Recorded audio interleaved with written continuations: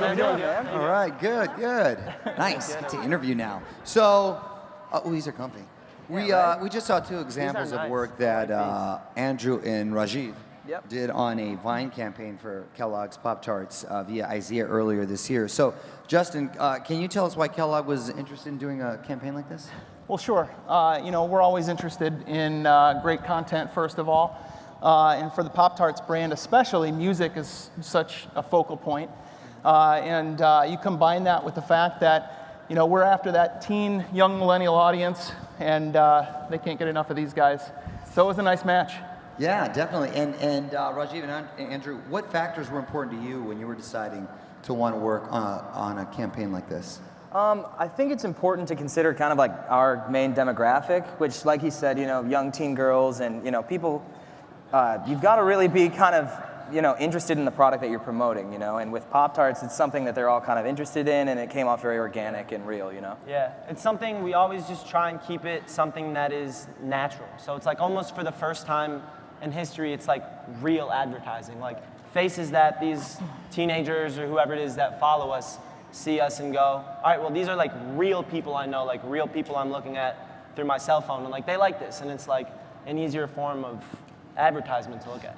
And is this something that you made a conscious effort to get into, gentlemen, or was it just this space, or was it something you sort of fell into, and all your friends were doing it? Well, it's interesting with us because we're musicians first, and in order to promote the music, we felt the need to kind of, take to the internet, spread our content on YouTube and Vine and things like that. So once we were in the space and things kind of took off for us, opportunities like that started coming, and that's kind of how it came to be. Got it. Yeah. And Justin, what made these two guys fit for this campaign for PopTarts? Well, like I said, I think the music, first of all, is really nice. I think if you look at even just the things that you guys put out there, Andrew specifically, I know that we had kind of two different instances, where one with music and one without. And I think if you actually look at how those both performed, the one with music, I think, had twice as many revines. Yeah. So when you're creating such a short video, how do you make sure you get the message across in such a short amount of content? I would say it's about finding the points that matter.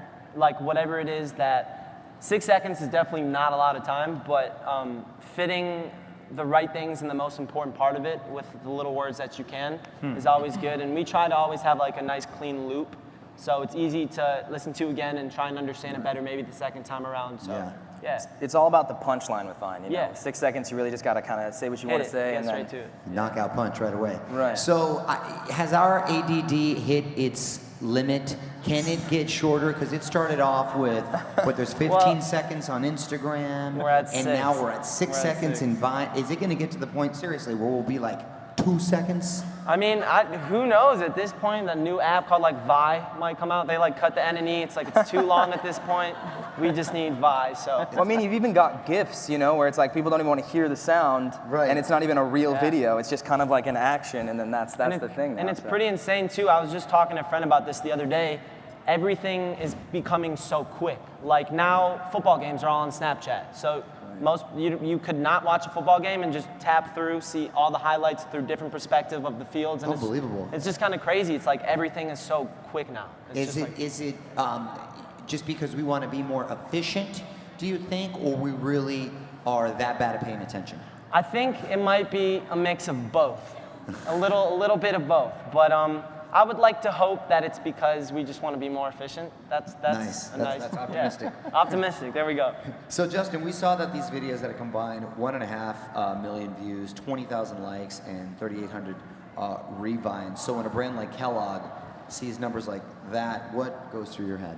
Well, I think obviously they perform well, and numbers like that are great. I think they raise some eyebrows within the organization. We've got the work that we did with them. We did another campaign with Zach King from Pringles, with Pringles, and between those two, I think that really kind of blew the lid off of influencer marketing at Kellogg. It just adds it gives that added layer of authenticity and relevancy to the audience that we're trying to reach.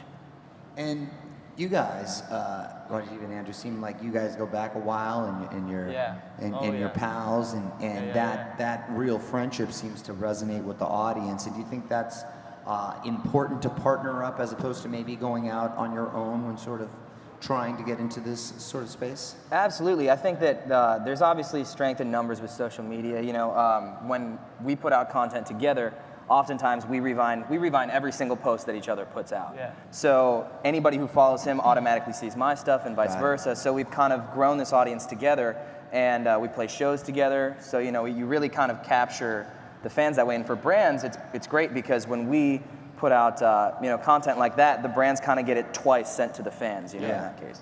So it builds your audience all around. Absolutely. Yeah. Oh yeah. And when you're thinking about making a video, whether you're involved with a brand or not, what's your creative approach, and how do you decide whether or not you're going to post something? I always like to post something that if someone is scrolling through my page looking forward to seeing an Andrew Bozzi Vine or whatever it is, something that they can watch and not feel weird about seeing. So they can just scroll through and see and be like, okay, cool. Like, yeah, it's insane too, because like talking about the Kellogg's campaign, like I did that campaign, I did I think 3 posts, and like we'll play shows and fans will bring me boxes of PB&J PopTarts. Yeah. And it's like, it's literally insane. It's like, it's a form of like, this real understanding between a fan and content creator, and that's what I think the coolest part about.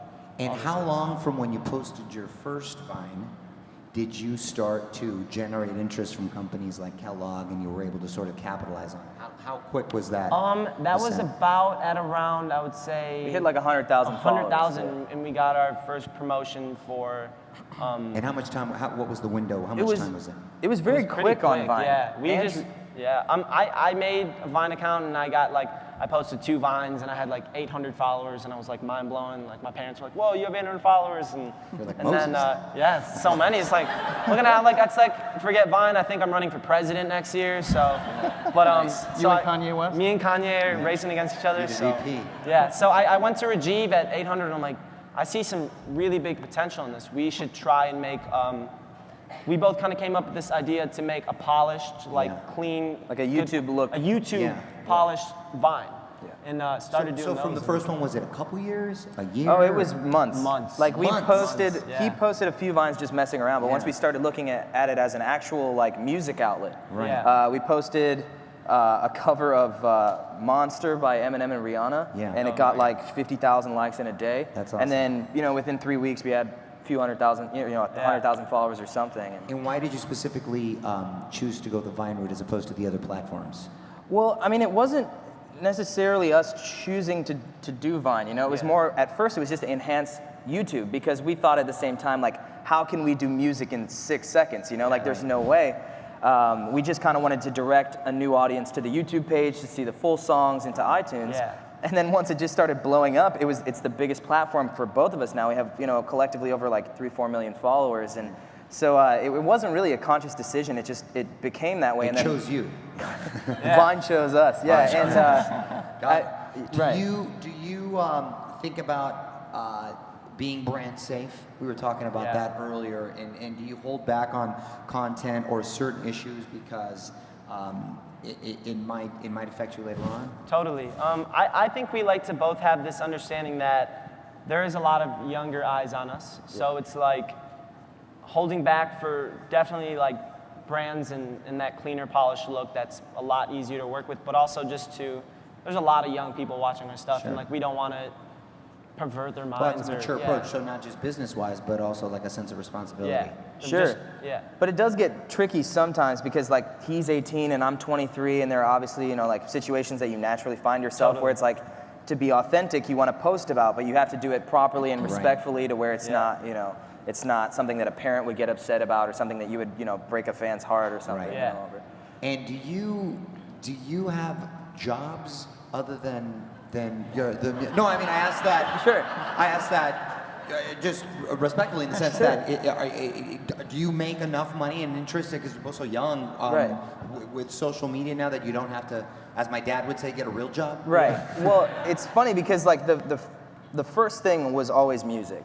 Right. And so the majority of our money comes from, iTunes and, album sales and putting out this music. Luckily, Vine and stuff help us sell those songs and things like that. So I mean, music comes first for the both of us. The brand opportunities are great. I'm also a college student. I'm finishing up my last semester as a marketing student right now. So be joining you guys pretty soon. But you know, we're all, he just graduated high school, and so I'm in college as well, so yeah. And it's cool that this has allowed us, so I mean, our entire lives, I've known since a very young age, and we've known each other for about almost 8 years now. Yeah. We have always wanted to do music. Right. Always, 1,000%, never had a different eye in anything else. And it's crazy now that, because we've posted Vines over the last year, that a lot of people in the music industry take us incredibly serious, which is a dream and wish for both of us always. Now that, because of the followers I have the opportunities to work with some of the biggest producers to do it, and like now a very, very, very open, successful road to a good music career. And it's great because the fact that you're ambitious and you take the initiative to take advantage of these platforms, you don't necessarily always have to follow a route like American Idol or The Voice or what have you. Yeah. And you can sort of take the bull by its own horns and create your own path, right? Definitely. Sure, it's crazy because you know kids can post a viral video now, and then you've got however many million eyes on you just from posting this video, and then you have a whole platform in itself to kind of spread your music and promote your brand. You just pick up an iPhone, hold it, and say something, and next thing you know, you have couple million people staring at you every day. Right. So. Do you still work or engage in the other platforms as well? Absolutely. Yeah. It's definitely like a group efficiency between all the platforms because they all sort of like micro boost each other. If you're doing well on Vine, you're going to be doing well on Instagram and Twitter and Snapchat, and it's just this kind of collective thing that you definitely have to pay attention to all of them, because all these people on Vine, they're on Twitter. And then they're on Instagram, and then they're on. Hit them all. Yeah, you gotta have access to all of them. Yeah. There you go. And Justin, where do you see sponsored social heading? Do you think there will be more of this type of marketing in the future for Kellogg, for example? Yeah, I think it's absolutely growing. It's fairly evident. I think that companies like IZEA and the like do a great job of being able to help companies like Kellogg kind of filter through and find the right fit. We have some great partner agencies that help us with that as well. But yeah, I mean, you look at how it's evolved. I mean, starting with just posts where a celebrity or an influencer will tweet about your brand, continuing to evolve into product integration. I think we are having some internal conversations at Kellogg just about maybe even more possibilities with things like Periscope. Right. When you think about what PopTarts has done with the Crazy Good Summer Concert Series and whatnot, maybe in the future it's a private concert event live on Periscope where Taylor Swift is answering questions, taking requests, we're crowdsourcing the next song. There's all sorts of possibilities out there. Yeah. And when you're selecting talent to work with, do you think about, like you're working with Kellogg and you want to get a certain message across, do you think about the talent first, or do you approach the agent that reps the talent and say, hey, who do you got? Yeah. How does the process work from the brand side? Quite honestly, our PR agency handles the majority of that side of things. And then, do you know how they approach it? Excuse me? Do you know how they approach it? I don't have all of the ins and outs of as far as the contracts and whatnot. Basically, when they bring that to us, we've filtered it down to okay, let's look at these different candidates who would fit the brand team, and then people from my part of the company, which is the digital COE, sit down, take a look at what's the best fit, what makes the most sense for what we're trying to accomplish. Got it. And Rajiv and Andrew, when you guys are making this content, do you use anything other than a smartphone? We actually both have recording studios in our houses. And so we do a combination of recording them professionally and trying to make them look polished like YouTube videos. And also when we try to do more of an intimate video, we try to film with the smartphone just to give the content some dynamics. When we started doing Vine, like I said, the big video that boosted us was when we tried to do like a YouTube style Vine. Right. So it was the fresh new content of that. So we try to keep that as our signature look, but we still bring in some cell phone videos and certain things like that as well. So the home is sort of a base for all the stuff there. Absolutely. And then when you were making your first one, did you study a lot of other Vines that were out there, or you just said, well, we want to try to do our own thing? We kind of just really did our own thing. We went for it, I called him one night and we kind of just like sat and discussed this, and we both kind of like, this probably won't work, but you know what I'm saying? Like, why not go for it, give it a shot, and we did it. And nice. Worked. Now, when you're, whether it's Vine or Instagram or Twitter, who are some other social media folks that you look up to, the way they sort of handle themselves and their brand? I would say like some of our good friends, like Kenny Holland does it really well, Shawn Mendes. There's a lot of really Cameron Dallas, Nash Grayer. There's lots of really great people on the Tanner internet. Patrick as well, one of our good buddies. They all handle it really well, and they're all quite brand safe also too. Yeah. Cool. Yeah. Justin, when you're considering someone for a photo or a video campaign, what's the number one thing that you look for? Well, I think, I think it was mentioned on an earlier panel today. I think it kind of depends on what the objective is for the campaign. You know, are we looking for reach? Are we looking for engagement and whatnot? And then we kind of see how whoever it is that is, I guess, being presented to us as an option would fit into that situation. And tell me about Kellogg's first sponsored social campaign and how the campaigns from today differ from the very first one. Well, the first campaign that I worked on at Kellogg that had a influencer marketing faction was a campaign with Special K called Fight Fat Talk, where we actually partnered with Tyra Banks. It was a pretty simple execution where she did a couple of tweets for us where she was pushing out the hashtag, the campaign, showing her support for it. We've evolved from there into, obviously what we did with these guys, working with people like Devin Supertramp, Dude Perfect, like much more, I guess, intricate integrations into those videos.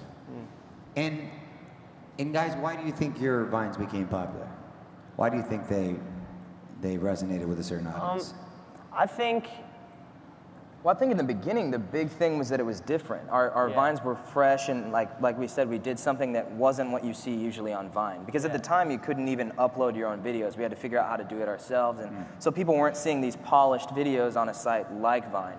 And I think that it was just, it was very unique at first. And so people kind of clung to that when we combined the music style as well as the polished look. They were very interested. I also think it's like over the growth of Vine, like watching other people hop on and start making their own Vines and stuff like that, I think you realize that there's a lot of people that definitely try and do it. There's a lot of Vine accounts and a lot of people making Vines. And it's like, it definitely takes a certain personality or like, it's not something that you could really like practice or like grasp even. It's like something that you have to just like. You gotta have that creative muscle. Yeah. Got it. Yeah. How long does it take you to figure it out, whatever the Vine is in particular on average, and to put it out there? Well, it depends. If it's like a new song or something like that, we often try to cover the new top 40 songs and try and get those out there immediately. And we try to turn those over the day they drop, because it's important to be like the first one out there doing that. Totally. But I mean, with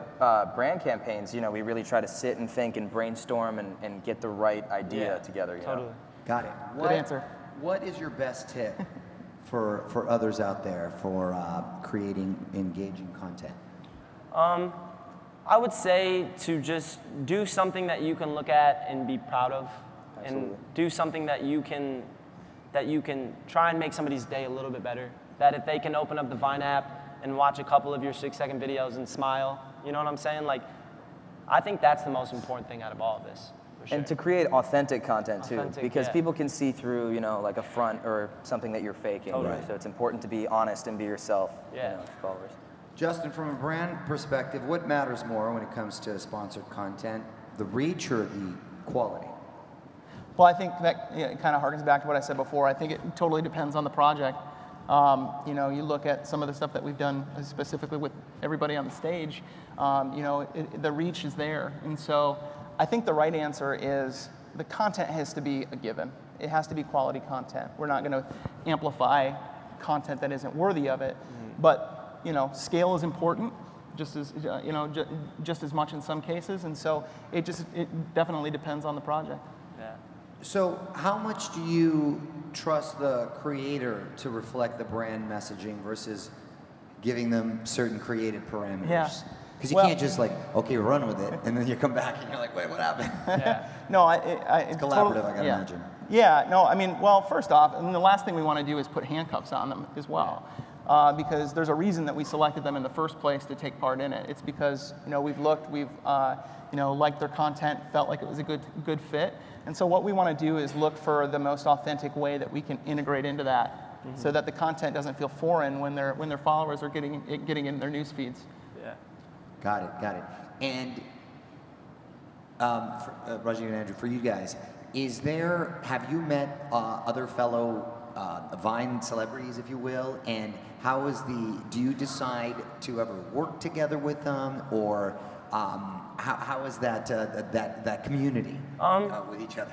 I would say that it's just kind of pretty cool. We've all Everybody kind of knows each other. Yeah, we all kind of know each Really? other from events and like shows that we've done, and it's like, I live out in LA now, and he visits pretty much every weekend for music, and it's cool. There's like this community of, we're all friends. Like, we're actually like real friends who hang out and do like regular things that friends do, but in cases we wake up some days like, yo, let's make a Vine, or let's take an Instagram picture, or whatever it is, and collaboratively help each other. Right. Grow the fan bases by combining everybody. Right. You'll Combining revine with each everybody's, other, and like you said, take pictures together. Yeah. And then you just kind of, everybody has the same followers, Yeah. That's a positive way to look at it. Do you think we can ever get to the point where we're overwhelmed with the different forms of social media platforms? Do some sort of go by the wayside, like a MySpace?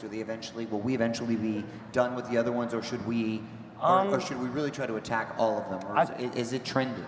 It's kind of like everything rebirths in itself. So like I look at it kind of like a staircase. Like, one social media site will light up one step of the staircase, and then another can come and see that it's at this level, what it can do from that, and then take it to that next level. And I feel as long as platforms and sites are getting better and more accessible and easier to use, fun, whatever it is, I feel like it's okay to kind of transition with it as it happens. Also, I think that inevitably some of these apps are going to become dated. And so as a creator, it's very important to constantly be figuring out what the new apps are and staying up to date on things like that. There are new apps every day being released that are being pitched to us that we see, and we always try to kind of filter them out on our own and use the ones that we like and make sure that we stay relevant, because that's pretty important being a social media influencer. Totally. Why do you think certain ones hit and others don't? Is it because some might be too similar, or they might offer something innovative that maybe hasn't been shown before? I think innovation's definitely key. But I mean, you can even look at certain apps like Instagram, who started doing video. People thought that was going to be the death of Vine. There was a huge like, oh my gosh, Vine's not going to exist anymore. They just started doing video because nobody was doing video yet. Right. But then Vine just continued to explode. It's about like each Sort of app has to complemented each other. Yeah. Right. Each app has to kind of have their own little niche, And with Vine, it's kind of like the 6-second punchline in the loop. And then with Instagram, it's a lot of photos and a little bit more sometimes scenic things like that, Right. And so it's kind of depends on each app. And is it safe to say sort of generational, like certain demographic of young kids like this one? Absolutely. Certain, Totally. like- And it's also something too that I think we've both realized as well, that when you start looking at a larger mass of people on these social media sites or apps, it's like you realize that getting them to like, the difference between a one button action like a like or a revine is incredibly different from a two. So like if there were, like, for example, on a Vine, there's a like and revine button, and then there was a point where revines changed that you had to click 2 buttons to get to the revine. Like, you clicked one and it gave you a bunch of options, and then you could have pressed revine. And what that caused is like literally cut revines on Vine in half almost. Like, and it's almost like getting people to exit out of an app and go to another app too is like sometimes can be a challenge as well too. But there's definitely a demographic change between certain social media totally. outlets. Like, Facebook, sometimes you have pretty much everybody on Facebook, but you're going to get an older generation and a younger generation. Right. But if you want to promote a certain product, you're not going to want to go to Vine if you're trying to reach an older audience. Yeah. They definitely have little... Their niches. Right, yeah. absolutely. Certain demos. Sure. Well, tell you what, gentlemen, congratulations on everything Thank you so much. you're doing. Smart kids, or you're not kids, you're men. Appreciate it. And Justin, thank you so much for your time and enlightening. And let's give him a Thank round you, of everybody. applause. Thank you. What's up, guys? Thanks a lot. Appreciate it. You too. You got it.